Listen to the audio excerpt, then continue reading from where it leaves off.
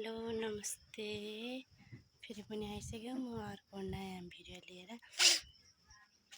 आज चाहिँ टमाटरको बिउ राख्न खोजिरहेको छु। हामी चाहिँ अरूको चाहिँ सबैको बिउ उम्रेर पनि सार्ने बेला भइसक्यो अरे गाइस हैन। हाम्रो चाहिँ आज मात्रै राख्न खोजेको। आज कति वैशाखको 17 गते 17 गते अनि आज मात्र बिउ राख्न गइरहेको छु। हेर्नुहोस् है गाइस।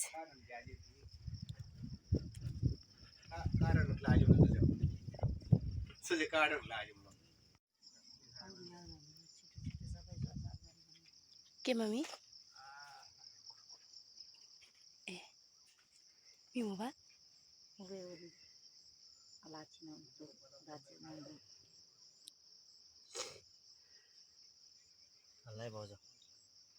हाल्नु अनि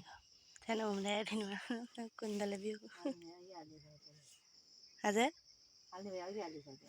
हो पनि अगाडि नै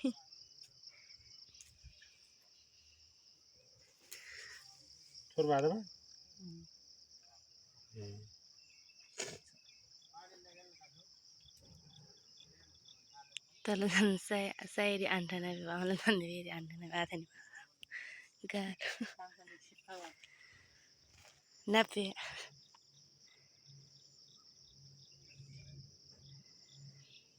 मम्मीले त देख्नै भएन होला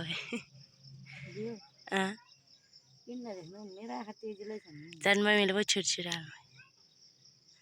अब कन्दाले हाल्छ अनि प्लेक रिले भिन्का वा मम्मी चार्दा त्यो एउटाले बिउ होला हो त्यता त्यो प्लेट होला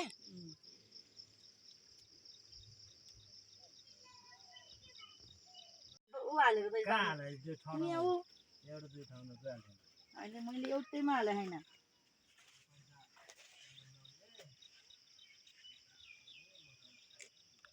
सोधगारले थानमा कोही के बिउ साथले 10 रुपैयाँ पनि खराब गर्दैन हजुर के को 1 2 3 को बाजेले मलाई दिएको छ नि तिम्रो बाजेले पैसा के बाजेलाई दिनु भयो के अझै बुवालाई दिनु भयो के बाजेले अर्को बाजेलाई दिए हो के पैसा हैन किन होता हैन होला यतिकै डुलेरै हो नि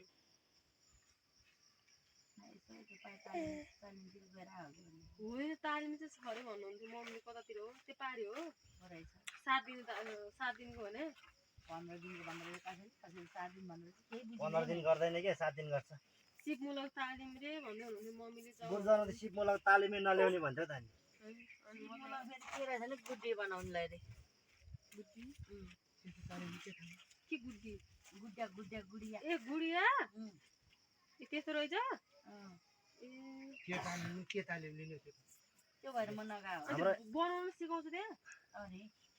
त्यसो भन्नुभयो त बरु जानुहुन्थ्यो त्यो अरू नै होला भनेर गएन म त्यो गुडियाहरू भनेर गएर जानुहुन्थ्यो मम्मीले चाहिँ तिमी जाऊ म मामा जानु भयो नि त 2 दिन तिमी जाऊ म जान्छु भने मम्मी गएर के काम छ त्यो गुडिया बनाउनु त्यही भएर म नगाए न त जानुहुन्थ्यो त्यस्तो गुडिया भनेको चाहिँ हामीलाई चाहिँ कामलाई यसो घरलाई बनाउनु नि हुन्थ्यो घरतिर चाहिँ हुन्छ बेचेर आम्दानी होला भनेर त्यो हुँदैन सजाउनलाई बनाउन सजाउन चाहिँ हुन्थ्यो म हामीलाई त झन् कहाँ भनेर थाहा थिएन जाने भनेर बुवालाई जाऊ है भनेर म हस्पिटलतिर गएँ जाँदै गएन मलाई मम्मी जाऊ भन्नुहुन्थ्यो त्यो बिहान 10 बजेदेखि बेलुका 4 बजेसम्म बस्नुपर्छ म त सक्दिनँ मम्मी म जान्न भन्ने मैले त मैले चाहिँ अरू नै होला भन्नु थालेँ कि अनि ओडा मारे भनेको थियो त अनि त्यही त मलाई नि ओडामा हो कि भने त हो त हामीलाई पनि ओडाम भनेको थियो मैले चाहिँ त्यो ओडाम भएपछि त्यो अनेक त्यो भाषणहरू जस्तो म त छाड्छु नि त्यो म जाँदिनँ मलाई झ्याउ लाग्छ भने यस्तो भनेको चाहिँ जानुहुन्थ्यो डाक्टर यहीँ रहेछ त्यो यहीँ रहेछ त्यो छोरीलाई लानै पर्दैन लानुपर्छ पर्दैन किन भोलिदेखि भर्न आजदेखि भइसक्यो रे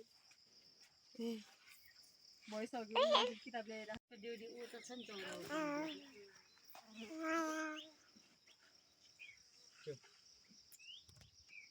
के हो त ढाड के म बुढी मान्छे ढाड तिमीहरू के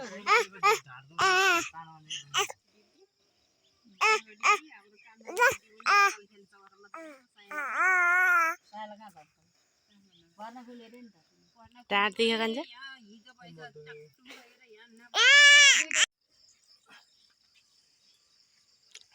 तीचरन बढी कि दा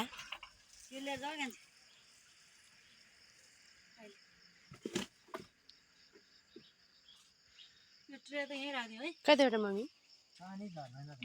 अहिले को झार्छ अहिले कहाँ झार्छ त अनि त्यो बिस्तारै भिजेर जाने होला नि त मुनि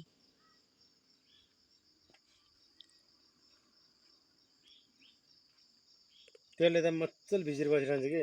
हेर नआला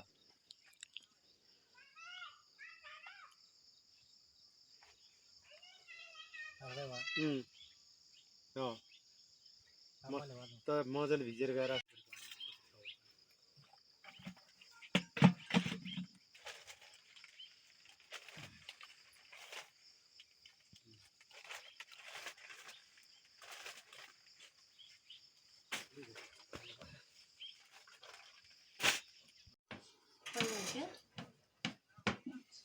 चाहिँ चटपटे बनाउँदै गाइस अनि आज चाहिँ के अरे टमाटरको बिउ राखेको अनि सबैजनालाई खाजा बनाउँदै चटपटे चाहिँ चाउचाउ उयोहरू चाहिँ हालिसक्यो यो आलु अरू चाहिँ हाल्नु बाँकी नै छ अर्ग्यानिक चटपटे बनाउँदैछु गाइस भयो मेरो अर्ग्यानिक चटपटे गाइस यहाँ चाहिँ सबै सामान चाहिँ पुगेको छैन भयो भने हामी के अरे टमाटरको बिउ राख्दै थियौँ नि त त्यही भएर सबै जुटाउन सकिनँ अनि यो चाहिँ अर्ग्यानिक हामीलाई यो पनि हालौँ हेर्नुहोस् है गाइस मिठो भएको छ त्यसलाई अब जानु